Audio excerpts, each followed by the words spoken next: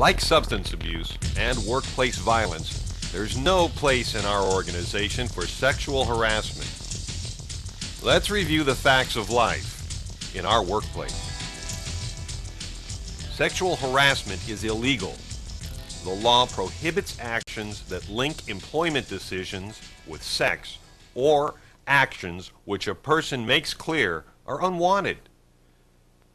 Sexual harassment includes unwelcome, unwanted, and uncomfortable sexual advances, requests for sexual favors, and or even other verbal or physical conduct of a sexual nature, such as telling a so-called dirty joke.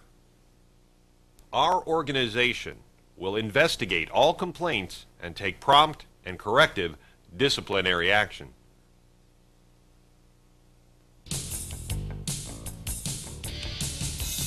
In the event of an emergency, our organization has developed emergency and evacuation procedures to protect you from flood, fire, tornadoes, bomb threats, chlorine, and other chemical releases.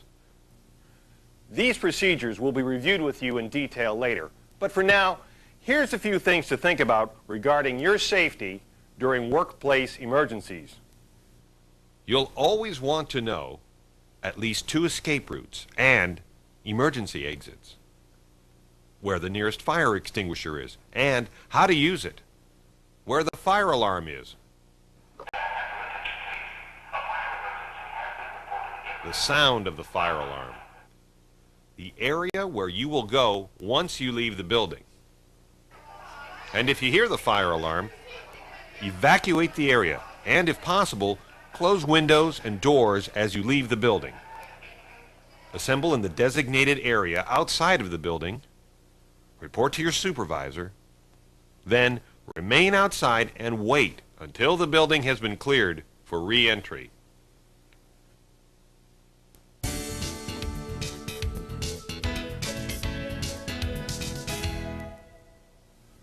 Earlier, you saw how we've established safety policies that spell out our commitment to providing you with a safe workplace. In order for us to provide you with a safe workplace, everyone needs to know about safety rules. There are 2 types of safety rules. Those that apply to everyone, regardless of department or job, are called general safety rules. Examples of general safety rules are things like safe lifting procedures, seatbelt requirements, and restrictions on horseplay.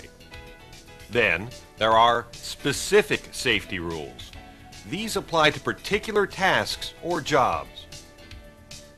In this video, we're focusing on general safety rules. You'll learn more about specific rules that apply to your job from your departmental supervisor or manager. Now, in order to learn these safety rules, you need safety training. You see, job safety training is based on the type of potential hazards someone faces on the job, and then determining how to control those hazards. Each department conducts safety training on the specific hazards involved in the department's work. In many instances, the hazards are unique to the specific work being performed, like apprehending a criminal, doing repair work in traffic, or fire and rescue work. If your work routine is changed, we'll want to provide you with appropriate training on any safety-related aspects of the new routine. If you're assigned to work with a new piece of equipment, we'll want to make sure that you know how to operate it safely.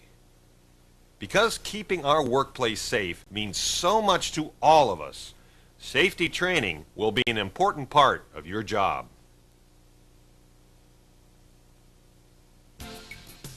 We'll start your general safety training with the most common type of work injury hazard, back injuries. We use our backs in almost everything we do, and regardless of what our job is, we do some lifting. Your back is most vulnerable to injury when you're lifting something. That's why knowledge of basic lifting mechanics is important to everyone. The basic rule for lifting a heavy load is simple. Lift by using the leg muscles, not bending the back. When you're moving a load, there are 4 principles to observe. Tuck your pelvis, Bend your knees, hug the load, avoid twisting.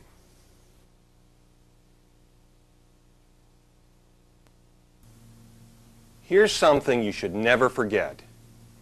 You are responsible for your own safety. Our organization can help you perform your job in a safe work environment, but ultimately, your personal safety is in your hands. So it's important that you pay attention to conditions in your work area. You have to be your own safety or workplace inspector and keep an eye out for potential hazards. Even if it's something small, it could turn into a big injury. This can be as simple as noticing a wet spot on the floor, which will eventually create a slipping hazard. And this applies to the equipment you use for your work too. Every employee uses equipment, whether it's a shovel or a computer. Begin each day by inspecting the equipment with which you work. Using a shovel? Check to see if the handle is split and ready to break. Sitting at a computer? Is your seat, keyboard, and monitor at the right height or poorly adjusted as shown here? Now, with some pieces of heavy equipment, federal requirements mandate the frequency and content of inspections. But whether or not any of this works depends on you. Awareness is the key. Be aware and then focus that awareness on the equipment and the conditions in your work environment. Learn to be your own safety inspector.